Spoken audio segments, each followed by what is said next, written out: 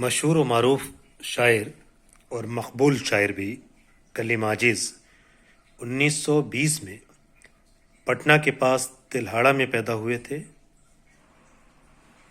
2015 میں ان کا انتقال ہوا، یعنی 95 سال کی اچھی خاصی عمر تھی۔ اور جس وقت ان کا انتقال ہوا بہار سرکار نے انہیں راجیہ منتری کا درجہ دیا ہوا تھا۔ کلیم عاجز پدم شری تھے، پدم شری کلیم عاجز اپنی غزلوں، نظموں اور نثر میں لکھے ہوئے مضامین کے لیے ساری دنیا میں شہرت رکھتے تھے۔ کلیم عاجز پٹنہ میں رہتے تھے، پٹنہ یونیورسٹی میں اردو کے پروفیسر رہے تھے اور پورے ہندوستان میں اور دنیا کے مختلف ملکوں میں مشاعروں میں بلائے جاتے تھے۔ یہ ان کا پہلا مجموعہ ہے، وہ جو شاعری کا سبب ہوا۔ یہ ہندی ہمارے سامنے اسکرین پہ آپ کو نظر آ رہی ہے یہ کتاب۔ اردو میں جہاجی سائز پہ پہلا مجموعہ آیا تھا، وہ جو شاعری کا سبب ہوا۔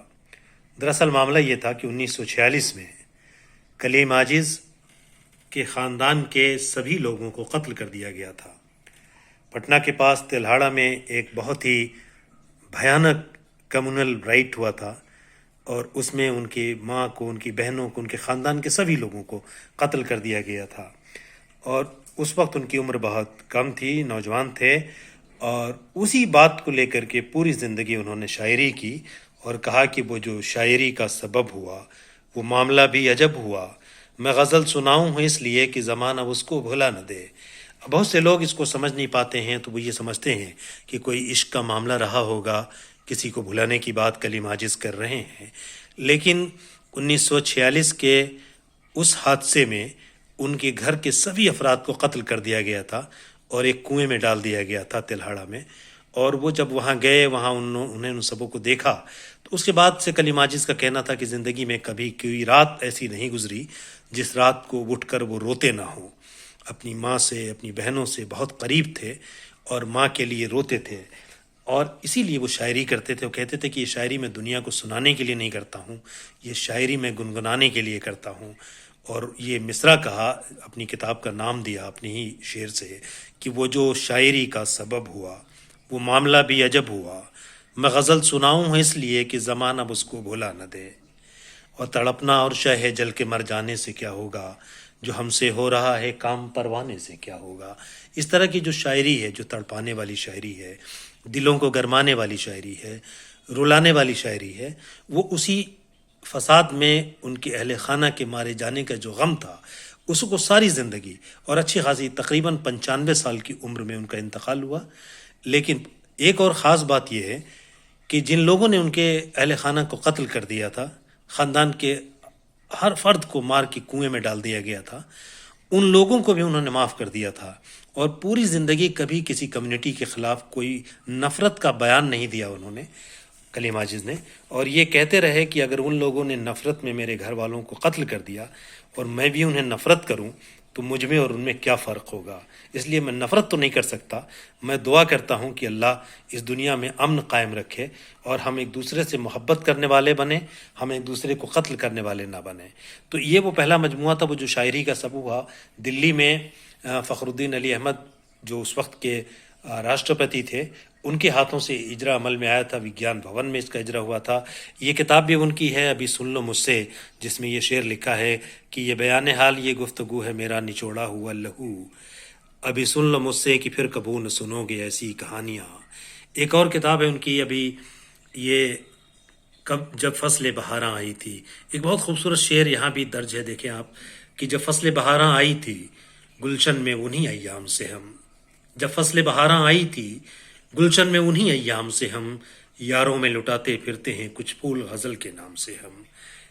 کوچے جانا جانا ان کی ایک اور کتاب ہے، ایک بہت خوبصورت شعر ان کا یہاں بھی درج ہے کہ خیریت سے ہے یہاں سر نہ دل و جاں جانا، خیریت سے ہے یہاں سر نہ دل و جاں جانا، کوچے جانا نہیں کوچے جانا جانا۔ تو اس طرح سے کئی شعری مجموعے کلیم عاجز کے آئے۔ ایک جو یہ غزل ان کی خاص رنگ کی ہے، جس کو مشاعرے میں پڑھا تھا لال قلعے کے، اس میں ایک بہت مشہور شعر تھا کہ दामन पे कोई छींट न खंजर पे कोई दाग, तुम कत्ल करो हो कि करामात करो हो। उस वक्त की प्राइम मिनिस्टर श्रीमती इंदिरा गांधी की मौजूदगी में लाल किले के मुशायरे में इंदिरा गांधी को मुखातिब करके ये शेर पढ़ा था कलीम आजिज ने कि दामन पे कोई छींट न खंजर पे कोई दाग, तुम कत्ल करो हो कि करामात करो हो। ये पूरी गज़ल यूं है कि एक सितम रात करो हो, वो दोस्त हो दुश्मन को भी तुम मात करो हो। मेरे ही लहू पर गुजर औकात करो हो, मुझसे ही अमीरों की तरह बात करो हो। और हम खाक नशी तुम सुखन आराए सरे बाम, पास आके मिलो दूर से क्या बात करो हो। और हमको जो मिला है वो तुम्ही से तो मिला है, हमको जो मिला है वो तुम्ही से तो मिला है, हम और भुला दें तुम्हें क्या बात करो हो। दामन पे कोई छींट न खंजर पे कोई दाग, तुम कत्ल करो हो कि करामात करो हो।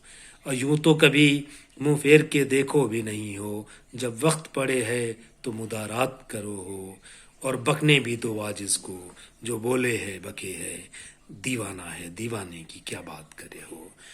और इसके अलावा एक और गज़ल ऐसी रंग की थी, वो भी बाज़ लोग एक ही गज़ल समझ लेते हैं, उसके भी कुछ अशार बहुत मशहूर हुए थे। इस नाज इस अंदाज से तुम हाय चलो हो, इस नाज इस अंदाज से तुम हाय चलो हो, रोज़ ये गज़ल हमसे कहलवाए चलो हो। ये गज़ल का ख़ास अंदाज है कि इस नाज इस अंदाज से तुम हाय चलो हो, रोज़ ये गज़ल हमसे कहलवाए चलो हो। रखना है कहीं पाँव तो रखो हो कहीं पाँव, चलना ज़रा आया है तो इतराए चलो हो। दीवाने गुल कैदिए जंजीर है, और तुम क्या ठाठ से गुलशन की हवा खाए चलो हो। जुल्फों की तो फितरत ही है लेकिन मेरे प्यारे, जुल्फों से ज़्यादा तुम ही बल खाए चलो हो। और मैं में कोई खामी है न सागर में कोई खोट, पीना नहीं आए है तो छलकाए चलो हो।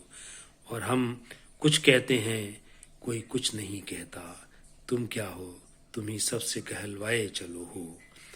वो शोख सितमगर तो सितम ढाए चले है, तुम हो कि कलीम अपनी गज़ल गाए चलो हो। और एक बात और, ये आए हो आओ हो जाओ हो चलो हो की जो तकरार है, तो इसके हवाले से कभी पूछा गया कि मीर तकी मीर का ये अंदाज़ है, तो कलीम आजिज़ का जवाब था कि नहीं, ये मीर का अंदाज़ नहीं है, ये हमारे घर और गांव की ज़बान है। यानी पटना के पास तिलहाड़ा की जिस सरजमीन पे पैदा हुए थे, वहाँ आओ हो जाओ हो करो हो बोलो हो ये ज़बान बोली जाती थी। तो वो इस बात से इनकार करते थे कि उन्होंने मीर की पैरवी में ये शायरी नहीं की है, बल्कि वो अपने घर अपने ज़बान में शायरी करते हैं। तो ये चंद बातें थीं कलीम आजिज़ के हवाले से।